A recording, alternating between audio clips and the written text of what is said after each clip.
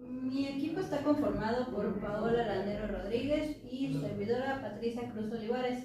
El tema pues obviamente es sobre el raquis. Vamos a empezar con una pequeña introducción sobre el raquis en general. Para esto vamos a conocer primero el índice. El índice va a ser sobre la biomecánica del raquis general, el disco intervertebral, la mecánica del mismo raquis, la descripción y mecánica del disco, biomecánica del raquis lumbar, que se va a hablar sobre la mecánica, la charnela lumbosacra, análisis mecánica de estas articulaciones que constan del raquis lumbar, biomecánica del raquis torácico y por subsecuente del tórax. La diferencia mecánica que tienen estos dos, el análisis mecánico de las articulaciones, la función respiratoria, el glotis y la laringe, y por último la biomecánica del raquis cervical, analizando la mecánica de las articulaciones que constan de este. La columna vertebral es una estructura curva compuesta por huesos llamados vértebras. Está dividida en 5 regiones que son cervical, torácico, lumbar, sacro y cocígeo.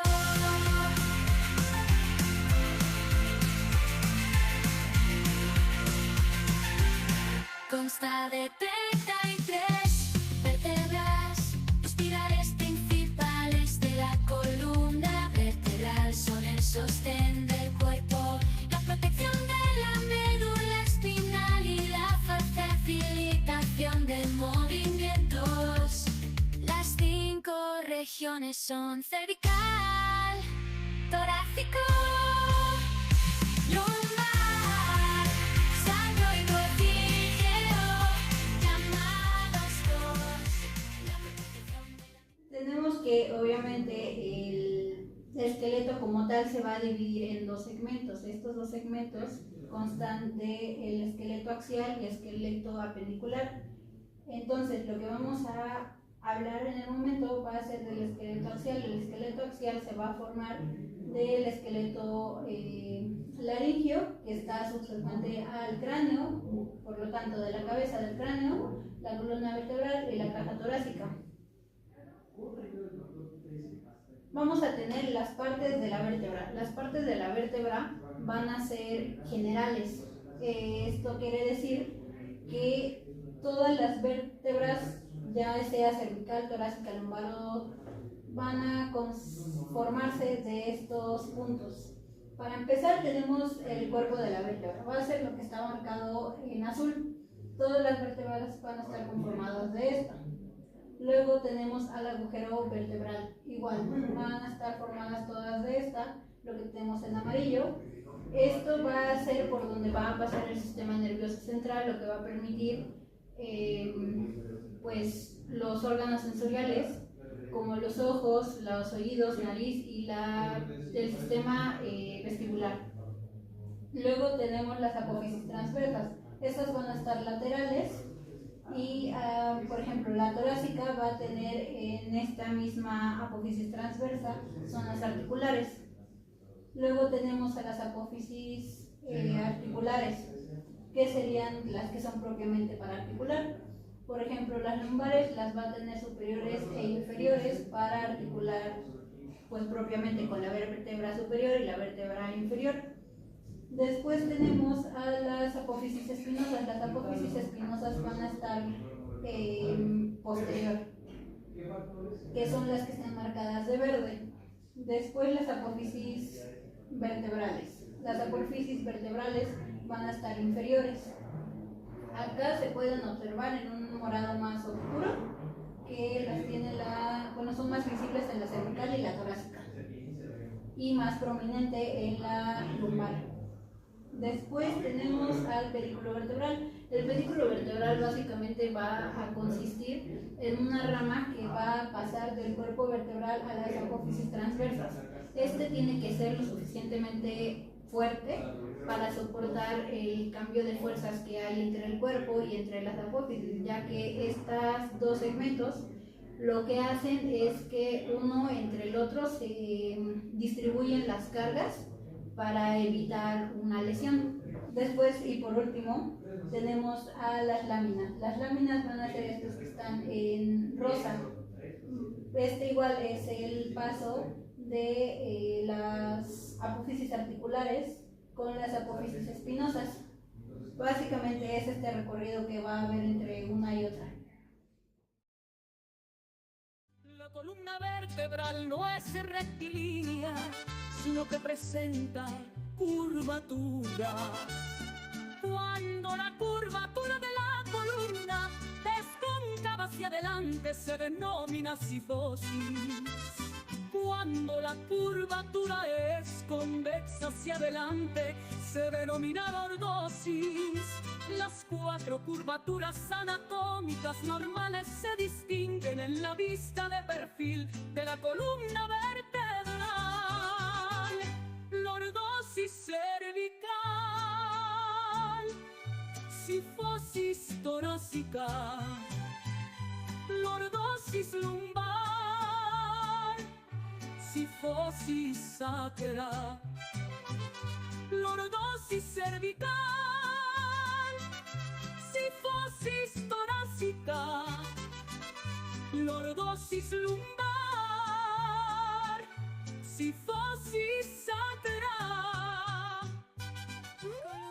Los movimientos de la columna vertebral son flexión, extensión, inclinación lateral, rotación, circunducción que resulta en todos movimientos. Flexión, extensión, inclinación lateral, rotación, circunducción que resulta en todos los movimientos.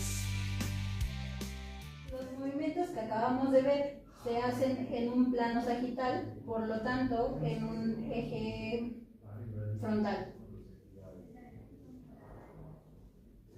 Luego, ya teniendo en cuenta estos movimientos, tenemos una postura ideal o natural y 5 posturas corporales que van a ser defectuosas. La buena postura va a ser comparada con una pared, es decir, que la barbilla va a estar a nivel del suelo, el pecho va a estar arriba, los hombros relajados, ligeramente relajados, la parte inferior del abdomen se supone debería estar plana por una buena postura, una línea central que también se puede llamar la línea de gravedad, va a extenderse desde el centro de la cabeza, pasando por el cuello, hombro, cadera, rodillas y los arcos de los pies.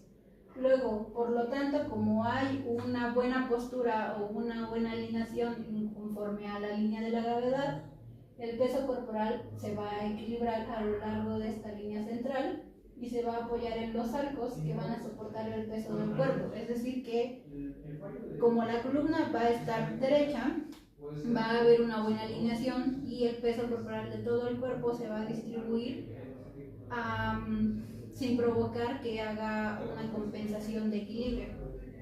Entonces, ya teniendo en cuenta esta postura ideal, hay 5 posturas corporales que son defectuosas.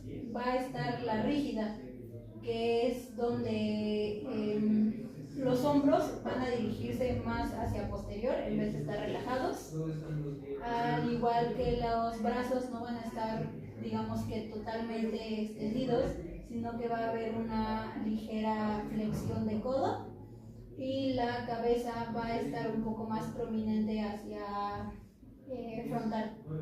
Después tenemos la postura desplomada. Esta postura desplomada consiste en que los hombros van a caer demasiado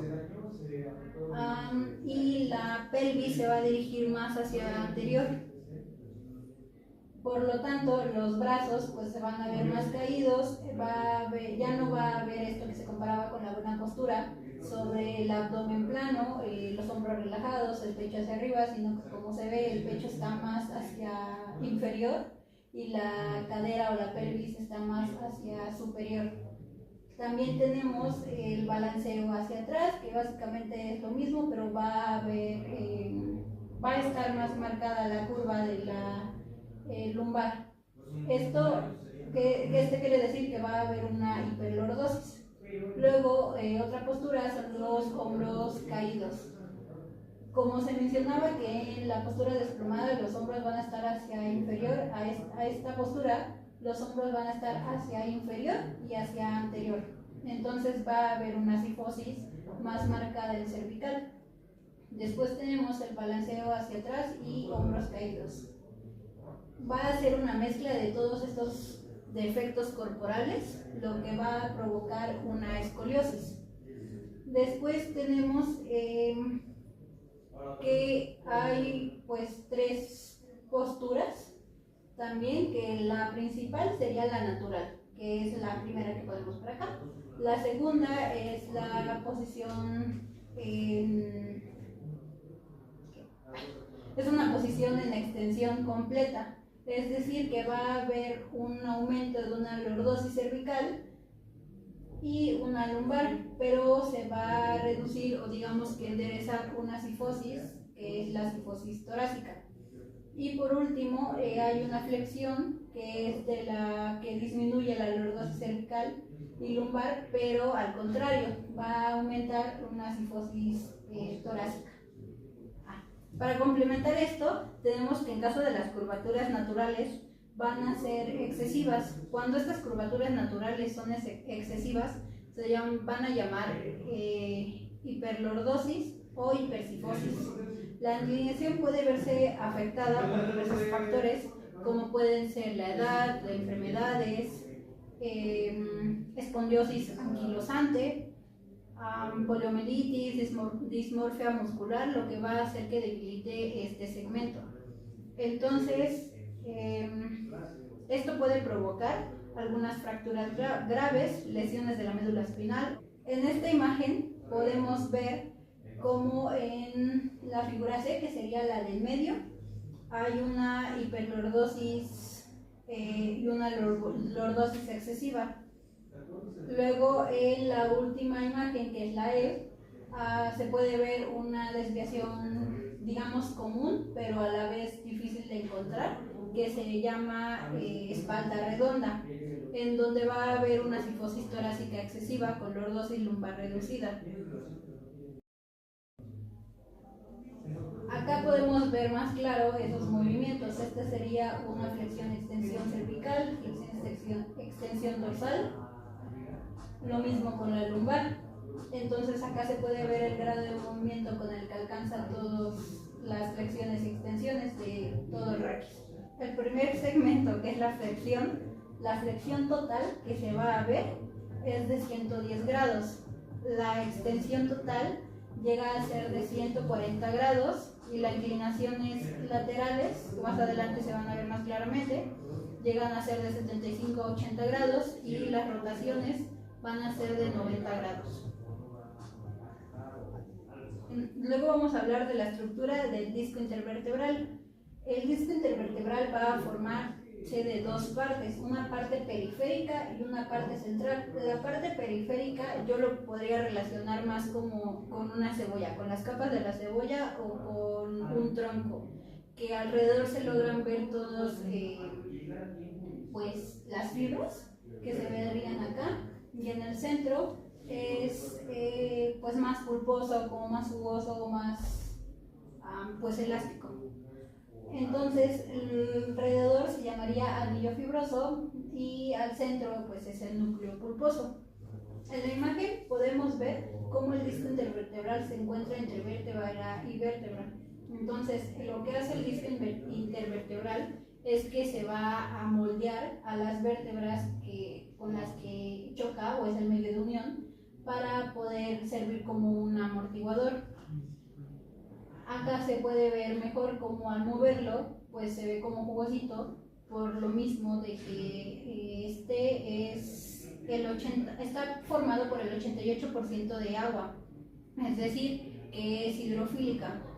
Entonces, como se ve, no contiene ningún vaso ni nervio en el interior de este núcleo. Y por lo mismo va a permitir 3 grados de movimiento.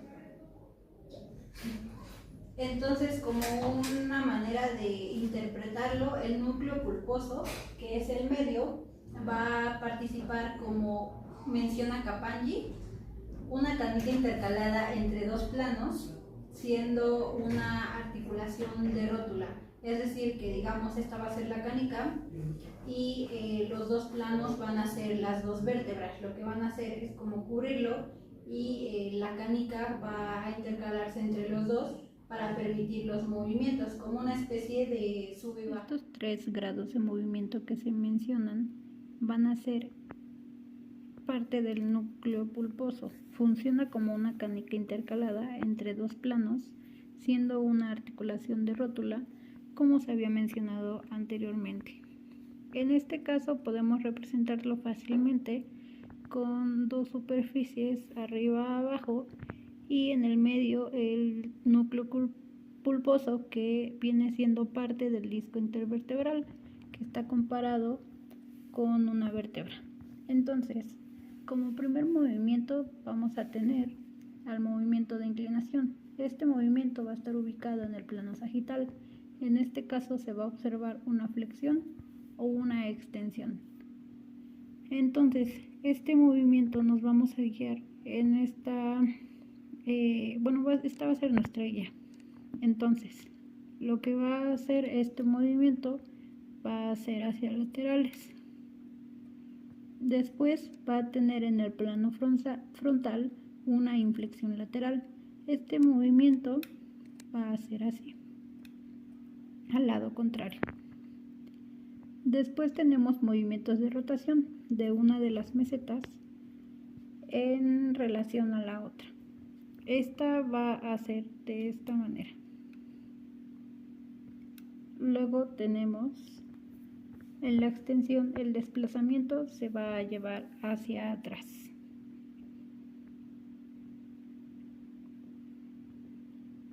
Durante la inflexión lateral, el deslizamiento se produce hacia el lado de la inflexión.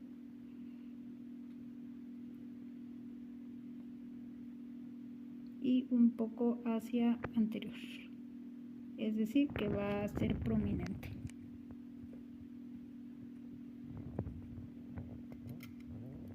Luego de esto vamos a tener que durante la rotación el deslizamiento acontece del lado de la rotación. Va a ser de esta manera, de igual manera. Es decir, que en total se van a producir 6 movimientos. La flexoextensión se va a producir en un plano sagital y eje transversal.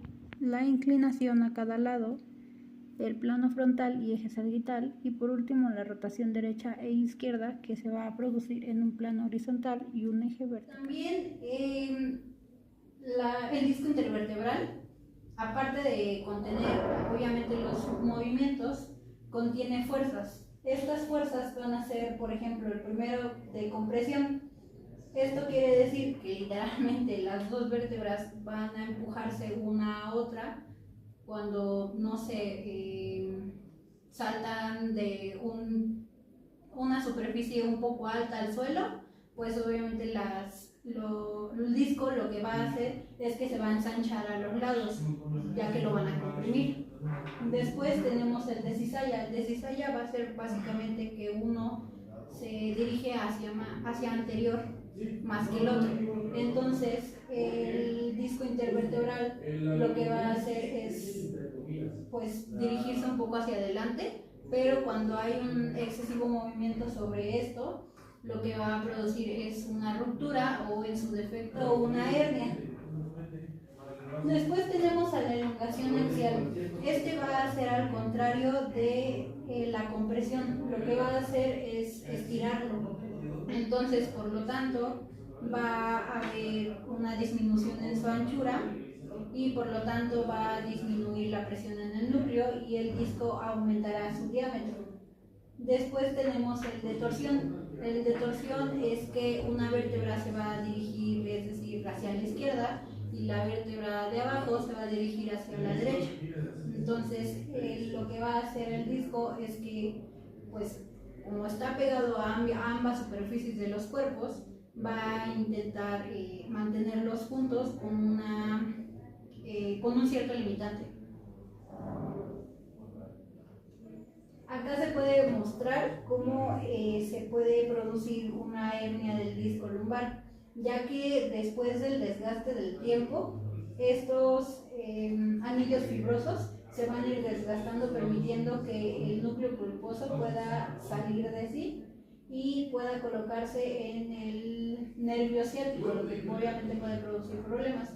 En la última imagen podemos ver cómo es que se puede revertir esto, o se puede, pues sí, tratar. Tenemos la biomecánica del raquis lumbar. La biomecánica del raquis lumbar, pues tiene un cuerpo angosto y también es grande, con la fuerza necesaria para cargar el peso supuesto de la cabeza, también de los troncos, del tronco y de los brazos. La masa total de las 5 vértebras es el doble de las 7 vértebras cervicales. Lo que va a hacer es que va a soportar cargas del cuerpo y distribuye las fuerzas axiales de las rotaciones. La movilidad es que contiene movimientos como la flexión, la extensión, lateralización y rotación. Y va a proteger, como todas las vértebras, por lo mismo del agujero, a la médula espinal y los nervios periféricos. Tenemos que son 5 vértebras lumbares. Y la última va a estar en contacto con la primera sacra. La primera sacra y la última vértebra lumbar van a formar a la articulación lumbosacra. Esta articulación lumbosacra también es llamada charnelas lumbosacra. El torno del disco añade el movimiento de deslizamiento y cizallamiento, es decir, que en este segmento va a haber un punto crítico entre la movilidad del lumbar, ya que es fija y se considera que va a tener mayor rigidez. Tiene mayor rigidez debido a los movimientos, ya que la sección sacral y por lo tanto coxal se va a mantener siempre en esa misma postura. Todo lo demás del raquis tiene movilidad, ya que tiene hiperflexión o hiperextensión, entonces se modifican estas sifosis y estas lordosis, pero el segmento sacrocoxígeo no va a tener esta característica, siempre se va a mantener en la misma posición. Entonces, los movimientos que tiene el segmento lumbar van a ser la flexión, extensión, inclinación y rotación. La flexión, si se llega a acompañar de un enderezamiento lumbar, va a alcanzar los 40 grados de movilidad. La extensión, si se acompaña de una hiperlordosis lumbar, va a alcanzar 30 grados de movimiento. La inflexión lateral llega a alcanzar de 20 a 30 grados de movimiento, pero la característica que tiene este movimiento en la lumbar es que los movimientos que contiene, entonces la característica que tiene en inflexión lateral es que su grado de movilidad aprox va a ser de 20 a 30 grados de movimiento, pero este va a variar dependiendo de la edad, del tiempo y de la fricción que se mantenga conforme el tiempo. Por ejemplo, en la máxima de los 2 a los 13 años de edad va a alcanzar hasta una inflexión lateral de 62 grados, de 35 a 42 años va a alcanzar 31 grados, de 50 a 64 años va a disminuir a 29 grados y de 65 a 77 años va a disminuir aún más a los 22 grados. De L5 a S1, que sería la charnela, en la juventud va a disminuir a los 2 grados aproximadamente. Varía de 2 grados, 1 o puede llegar a ser hasta 0. Y el movimiento general podría decirse que es de 7 grados. La amplitud máxima se localiza entre la L3 a la L5. Entonces este sector se podría decir que tiene un grado de movilidad de 16 grados en la juventud para después permanecer relativamente estable a los 8 grados. Entre los 35 y los 64 años va a disminuir a los 6 grados y en la edad senil se va a mantener así. Después, en el último segmento, está la rotación axial. Esta va a tener un grado de movilidad de 5 grados. Y por último tenemos la toracolumbar. La toracolumbar, ya en general uniendo estos dos segmentos, la flexión tiene 105 grados de movilidad, la extensión tiene 60 grados de movilidad y también se considera esta articulación una articulación falsa. Como lo dice el nombre, simplemente lo que va a hacer es un pasaje entre la zona lumbar y la zona sacra. Y como último punto en esto tenemos las articulaciones. Las articulaciones, digamos, más importantes van a ser la intersomática. Esta intersomática va a ser semimóvil, lo que quiere decir que va a ser de tipo anfiartrosis. Sus superficies van a ser la cara superior de los cuerpos vertebrales y por lo tanto la cara inferior de la subsecuente. Sus medios de unión van a ser por medios de discos intervertebrales. La articulación cicapoficiaria va a ser de género anfiartrosis y su medio de unión va a ser por medio de cápsulas articulares. Sus superficies articulares van a ser la apófisis articular inferior y la superior de la otra vértebra. Bueno, a continuación sería el tema de raquis y tórax. Lo que viene siendo el raquis y tórax desempeñan un papel fundamental en la biomecánica corporal debido a que su función es proteger, es estructural y funcional. El raquis torácico se encuentra o se sitúa entre el raquis cervical y lumbar, aporta estabilidad y soporta la carga torácica. Permite una movilidad limitada, pero crucial para la flexión, extensión y rotación y inclinaciones. Es esencial para las actividades. El tórax está formado por las costillas, las vértebras torácicas y el esternón. Protege a los órganos vitales como viene siendo el corazón, pulmones, todo lo que se encuentra en la parte superior, vamos a ponerlo así, y facilita la respiración gracias a la capacidad de expansión y contracción que tienen las costillas y con ayuda de, obviamente, de los músculos le va a facilitar más estos movimientos. Las que vamos a ver va a ser las articulaciones costovertebrales, el diafragma, que es clave para la respiración, la glotis y la laringe, que esto tiene que ver más con la respiración, que también el diafragma y las costillas y todas estas articulaciones nos permiten hacer movimientos que es crucial también para el raquis. Estos conjuntos de elementos que vamos a platicar también tienen que ver con la cintura escapular, que nos va a ayudar a un equilibrio de fuerzas, que viene siendo la fuerza del miembro superior. La columna torácica se va a encontrar por la T1 hasta la T12, que viene siendo lo que está marcado en rojo. Eso viene siendo las vértebras, que también va a estar compuesto por las costillas, que tienen un medio de unión, que vamos a ver en esta parte, que es el conjunto de todo el tórax. Vamos a resaltar dos partes de las vértebras torácicas, que son similares a las lumbares, porque comparten elementos básicos, pero tienen diferentes morfologías y funciones, entonces ahí se encuentra esa diferencia, pero en sí van a tener igual ciertas características. Su cuerpo vertebral tiene un diámetro transverso casi igual que el anteroposterior, pero en sí es un poquito más alto la vértebra lumbar. Lo que vamos a encontrar como características principales de las carillas articulares, a diferencia de las otras, que contienen principalmente un cuerpo vertebral, contienen carillas costales recubiertas de cartílago, pedículos y láminas vertebrales que forman los arcos posteriores. Estas son inclinadas como tejados. Las apófisis articulares superiores e inferiores, que estas van a ser para las siguientes vértebras, y aquí se van a ir igual a articular con sus apófisis articulares. Las apófisis transversas, que presentan una carilla para la tuberosidad costal, y las apófisis espinosas, que son largas, inclinadas y hacia abajo y hacia atrás. Un dato curioso de las apófisis transversas es que nos ayudan a evitar que en una extensión se sobrepongan las apófisis y también nos limitan el movimiento de extensión excesiva en la columna. La 12ª vértebra torácica, esta tiene una conexión con la región lumbar, que tiene dos carillas costales específicas para la 12ª costilla, porque como tienen conexión todas las costillas con las apófisis, por eso también tiene que ver. Posee carillas costales en su meseta superior orientadas diferentes en las apófisis inferiores.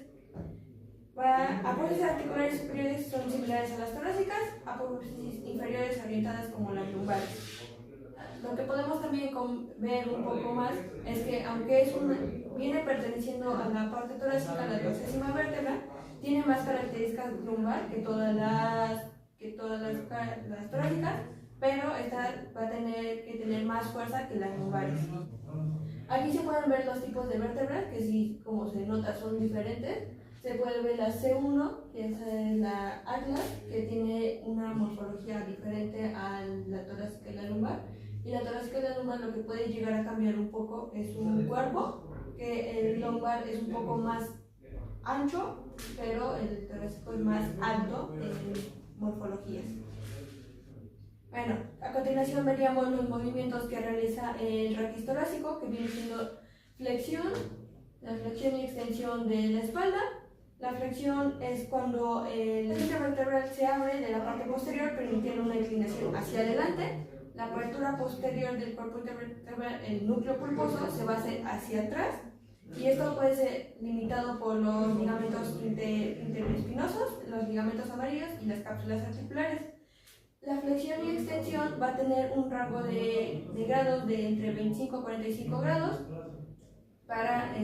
No podemos tener un mayor aumento porque si no sería un problema ya de la columna.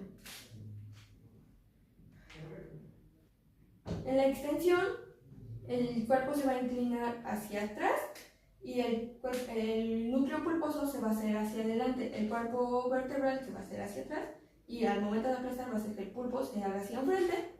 Se puede ser limitada por las apófisis articulares, como ya se había mencionado, las apófisis espinosas y la tensión de los ligamentos longitudinales anteriores, que van a estar en la parte anterior, y va a tener un grado de libertad entre 15 a 25 grados.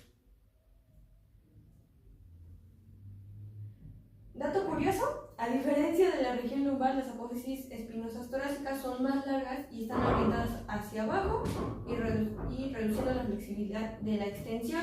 Lo que decía, que va a limitar, las apófisis espinosas limitan que no tengamos una hiperextensión. La inclinación lateral, ya esa puede ser por ambos lados. El tórax va a ser elevado, el lado de la convexidad se eleva, el tórax se va a elevar y los espacios intercostales se ensachan, y en el lado cóncavo el tórax desciende y los espacios intercostales se reducen. Estos van a ser limitados más por los ligamentos amarillos, los ligamentos intertransversos y el contacto óseo con la concavidad. Va a tener un rango de movimiento entre 20 a 40 grados por lado. Y la rotación axial, que es un movimiento más amplio que el raquis lumbar, facilita por la orientación de las carillas articulares vertebral, implica una torsión del disco intervertebral y la deformación costal. Y esta puede ser limitada por la edad, cuando se empiezan a osificar las costillas, y esto tiene una mayor limitación en los movimientos y puede tener hasta 35-50 grados de libertad. Las costillas giran con las vértebras correspondientes, pero el esternón actúa como freno mecánico, limitando la rotación. Vamos a hablar de las articulaciones costovertebrales y la articulación costrotransversa. La articulación costrovertebral es en la cabeza de la costilla, va a tener dos carillas articulares, que estas van a articular con los cuerpos vertebrales en la parte superior, parte inferior de las dos vértebras, y esta va a formar la articulación costovertebral. Y la articulación costrotransversa, esta va a ser por medio de la tuberosidad que se encuentra en la costilla, y esta va a ser la unión con la apófisis transversa, por eso se llama costotransversa. Vamos a pasar con los cartílagos costales, que también son importantes, que es el medio de unión entre la costilla y el esternón. Estos, hasta el momento, hemos considerado únicamente los movimientos de las costillas en torno a las articulaciones costovertebrales y costotransversas. Y también lo importante que tendríamos que ver en este apartado sería el cartílago costal, que es la unión del esternón con las costillas, que es importante porque nos va a ayudar con la flexibilidad y elasticidad, que nos va a ayudar a realizar los movimientos de inclinación, transmisión de fuerzas, que esta nos va a ayudar en el impacto de la fuerza del esternón con las costillas, contribución de la movilidad torácica, justo lo que les decía de la flexibilidad y elasticidad, en la ayuda de la inclinación, amortiguación y protección, nos va a amortiguar el cuerpo del tórax y nos va a ayudar a la protección de los órganos vitales que tenemos, un soporte estructural, que es el que nos da el soporte en el tórax y para el momento de las respiraciones, y una implicación clínica, que esta es más cuando se requiere hacer una cirugía estética o cuando se requiere abrir el tórax, se abre por la parte del cartílago y no hay tanta afectación como si se abrieran por los laterales, porque es cortar un hueso. Ahora vamos a hablar de la deformación del tórax en el plano sagital durante la inspiración. Si se imagina al raquis como un inmutable sin deformación alguna, durante el movimiento de inspiración se considera que es un pentágono deformable que está compuesto por una parte que es el raquis y otra por la primera costilla y el esternón y la décima costilla. Su cartílago costal también va a ir en ese segundo apartado, y el movimiento de la expiración determina las siguientes deformaciones, que podría ser de la primera costilla móvil alrededor de la articulación costovertebral se eleva y su extremo anterior describe un arco circular. Esta elevación de la primera costilla es una elevación del esternón en la cual pasa a una posición adelantada. Ese movimiento, el esternón, no es exactamente paralelo a sí mismo, ya que, como se ha podido ver anteriormente de las partes superiores del tórax, el diámetro anteroposterior aumenta más que de la parte inferior. De ello sucede que existe un ángulo que se forma con los vértices que se cierran ligeramente, y simultáneamente se puede observar cómo también se cierra el ángulo entre la primera costilla y el esternón. Este cierre del ángulo que se ha mencionado, que es esternocostal, se puede acompañar de una rotación longitudinal, de una torsión del cartílago costal. En cuanto a la décima costilla, también efectúa un movimiento de elevación en torno a su centro y su extremo anterior. El diafragma se localiza debajo de los pulmones. Es un músculo largo y en forma de dos cúpulas. Es un músculo importante para la respiración, ya que se contrae y se relaja durante la inhalación y exhalación. Al inhalar aire, nuestros pulmones se llenan y el diafragma baja. Al exhalar el aire, nuestros pulmones se vacían y el diafragma sube. El diafragma es el principal músculo de la respiración. Lo siguiente sería hablar de los movimientos del diafragma, que el diafragma tiene unos movimientos de paracaídas, el mecanismo de respiración, el descenso del centro frénico eleva las costillas inferiores y el diafragma forma una cúpula de músculo que cierra el orificio inferior del tórax y separa el tórax del abdomen. En una visión de perfil, si nos vemos lateralmente, se muestra cómo esta cúpula desciende más abajo por detrás que por delante, y sus puntos más elevados los contribuye al centro frénico. Este centro se origina a los haces de las fibras musculares que se dirigen radialmente hacia el entorno del orificio inferior del tórax, que se inserta en la cara media de los cartílagos costales. En el extremo de la undécima y duodécima costilla, los arcos que se unen en los últimos tres costillas, y también en el raquis a la altura de los cuerpos vertebrales. Esto se puede apreciar también en una vista anterior, donde se distingue a la vez la cara convexa del diafragma y la parte superior de la misma, y su cara cóncava de las alturas de los pilares. También se puede distinguir los orificios donde puede pasar el esófago, por arriba de la aorta y por debajo de la aorta. Se puede entonces afirmar que el diafragma es un músculo primordial de la respiración, ya que por sí solo se estrechan los tres diámetros del volumen del tórax, que sería el estrechamiento del diámetro vertical en descenso al centro frénico, el estrechamiento del diámetro transverso por la elevación de la costilla inferior y el estrechamiento del diámetro anteroposterior por la elevación de las costillas superiores mediante el esternón. El raquis torácico está estrechamente relacionado con la caja torácica en los procesos de inspiración y expiración, ya que proporciona un soporte estructural y actúa como un eje de movimiento de las costillas y del esternón. Este mecanismo es fundamental para los movimientos de respiración eficaces.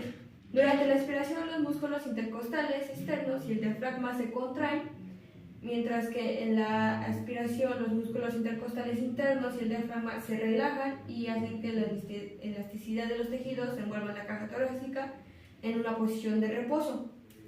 Esto implica el descenso y la rotación hacia adentro de las costillas.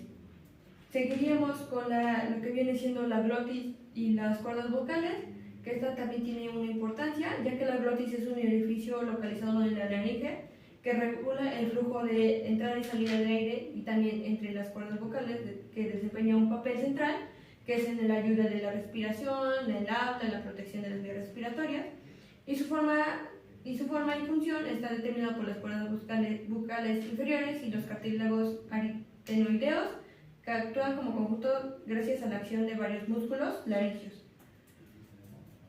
Los mecanismos de apertura de la glotis es la apertura y el cierre. La apertura es la contracción de los músculos aritenoideos posteriores, que provocan la rotación externa de los cartílagos y alejando la apófisis vocales y abriendo la glotis, que se puede observar en el video cómo se abre.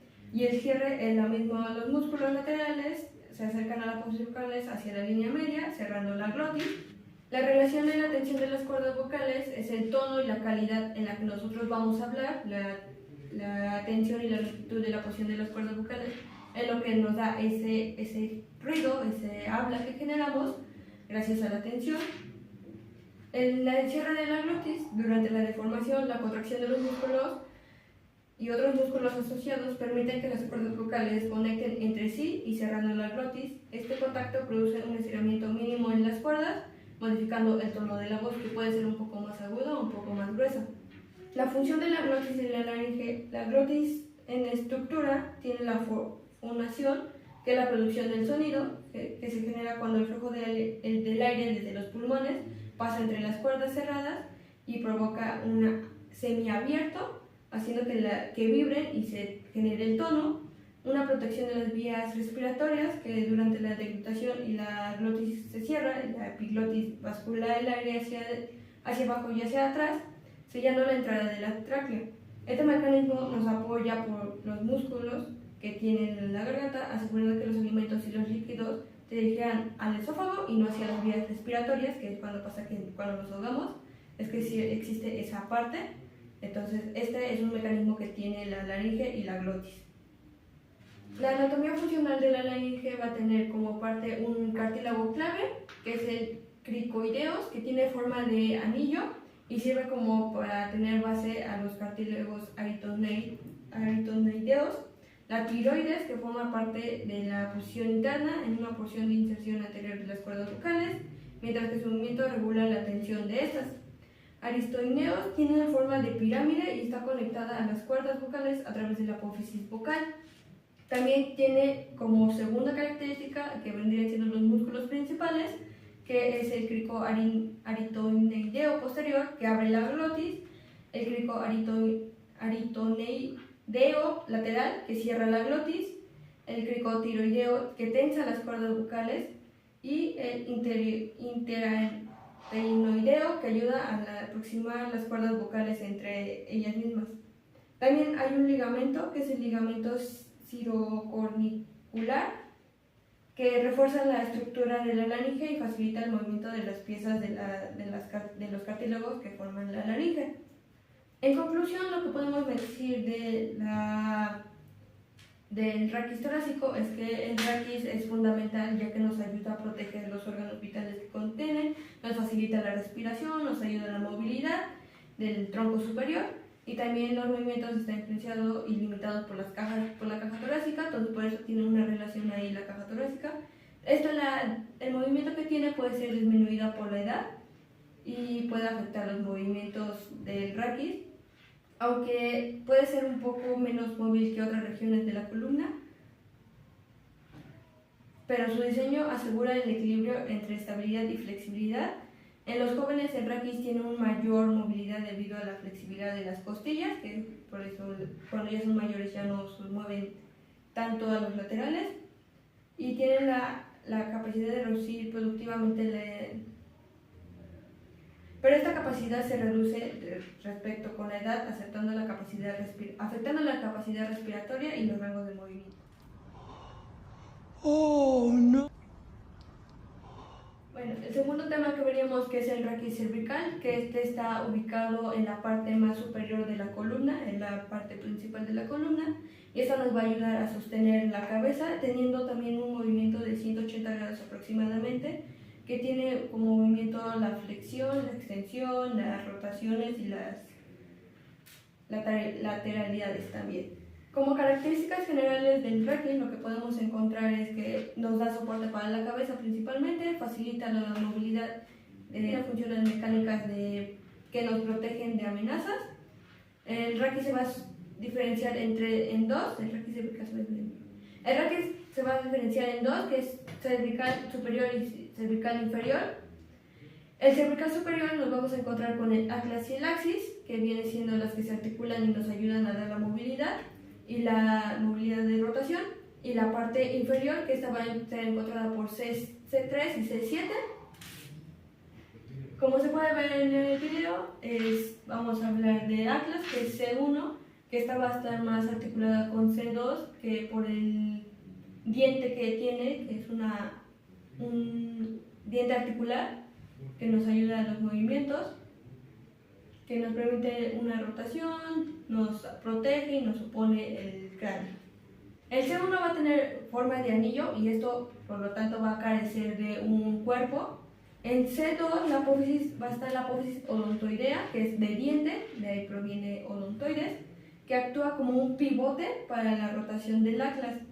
Tiene carillas articulares superiores y convexas que permiten la interacción con el atlas. Lo que vamos a ver es que tiene una importancia el atlas porque como es un anillo, tiene masas laterales, ciertos anteriores y posteriores, es una articulación condilia occipital, y el axis tiene la apófisis odontoidea, que como ya se mencionó, trabaja como un pivote en la articulación atlanto-axial, que tiene láminas estrechas y rugosas. La tercera vértebra cervical, prototipo de las vértebras cervicales inferiores, actúa como una articulación uncovertebral y es una superficie articular plana principalmente.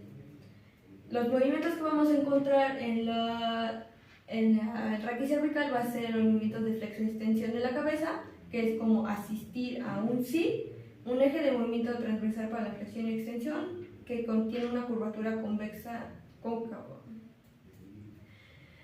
Nos permite los movimientos de flexión y extensión, que nos permite hacer como un sí, también es de tipo sinovial y es condilia.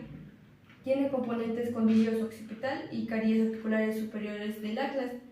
Estos movimientos, principalmente en lo que viene siendo flexión y extensión, va a tener 30 grados de libertad, y la inclinación está un poco más limitada, que es un aproximado 10 grados de libertad.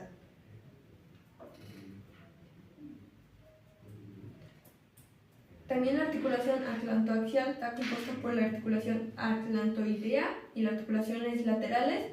Los movimientos principales es la rotación con un rango del 50% de cada lado. La apófisis odontoides, que es un pivote, tiene el rol también del ligamento transverso, que también nos va a ayudar en el movimiento de esta articulación. Y esto viene siendo la parte principal del cuerpo, que vamos a encontrar las apófisis espinales, las transversas, los cuerpos vertebrales, de C1 hasta C7. La articulación cigoapofisiaria se va a encontrar en toda la columna, va a ser puede estar en cualquier parte del raquis, y va a ser entre un proceso articular superior y un proceso articular inferior, que es prácticamente la unión de las vértebras entre ellas mismas. La articulación atlantoaxial, que es entre la apófisis odontoides y el axis y el arco anterior del atlas. Aquí se puede observar cómo C1 y C2 están unidas mediante esta articulación.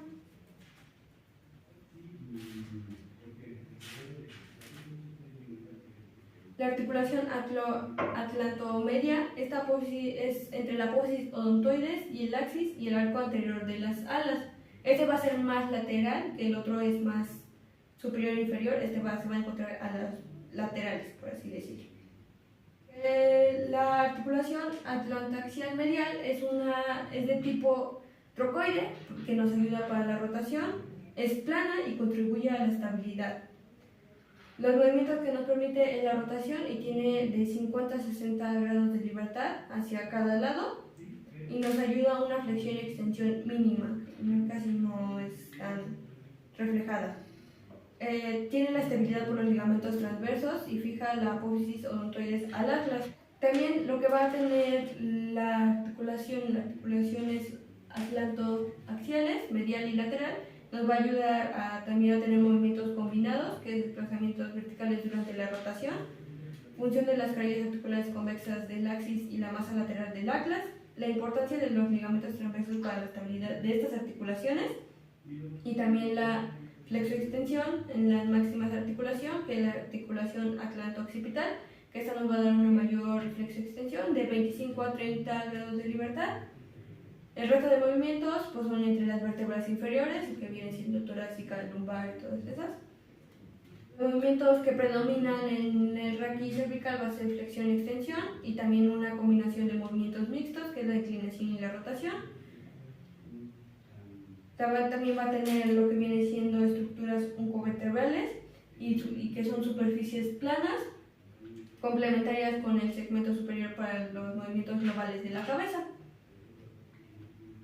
Vamos a también la relación funcional entre los segmentos, que es la coordinación entre el segmento superior e inferior durante las actividades dinámicas, función conjunta para estabilizar y orientar la cabeza a que tengamos una buena postura, la flexión, que es el arco anterior del atlas, que se aproxima a la apófisis odontoides, que es limitado por los ligamentos transversos y los músculos extensores, la extensión, que es el atlas que se desliza hacia atrás y nos permite que la cabeza se eleve, y que está limitado por los ligamentos alares y la cápsula articular.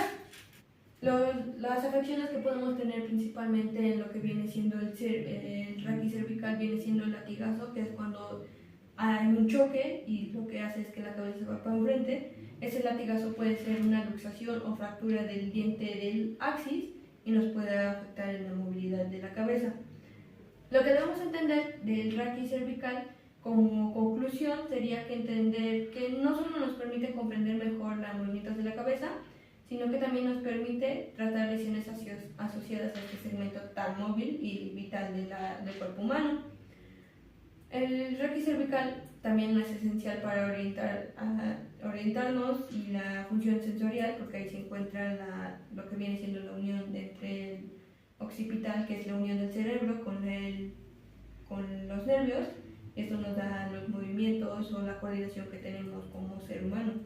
Y ya como conclusión del tema como raquis en general, se podría decir que es importante, es fundamental comprenderlo, porque nos ayuda a diferenciar entre un raquis cervical, un raquis torácico, un raquis lumbar, porque los tres tienen diferentes funciones y tienen funciones muy importantes que también nos va a permitir evaluar a futuro como fisioterapeutas y nos ayuda a optimizar el movimiento, prevenir lesiones, mejorar tratamiento, nos puede ayudar a diferenciar las afecciones que podemos tener en ciertas partes del raquis.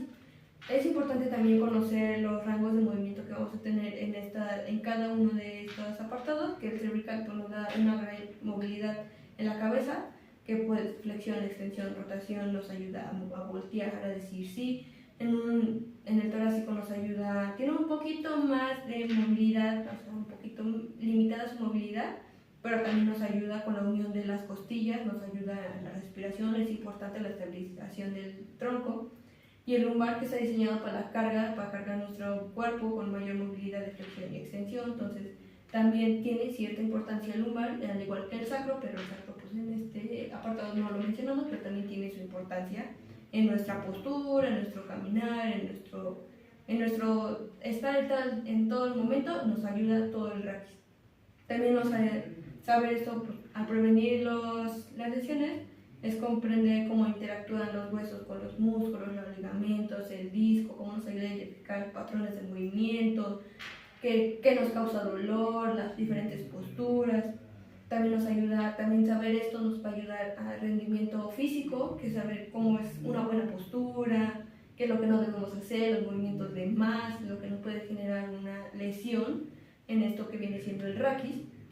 También nos ayuda nosotros como oficios a tener comprensión de los movimientos o los dolores que les puede causar, ya que está relacionado al diseñar un programa de rehabilitación mejorada al tratamiento que merece el paciente y no solo suponer porque no conocer el tema. También, en resumen, pues es importante el estudio de la biomecánica del raquis porque es clave para un diagnóstico, para el tratamiento, para las posturas, para promover el bienestar en general, prevenir lesiones, maximizar el rendimiento en diferentes actividades, porque el raquis es la parte fundamental del tronco de nuestro ser y de nuestra vivir.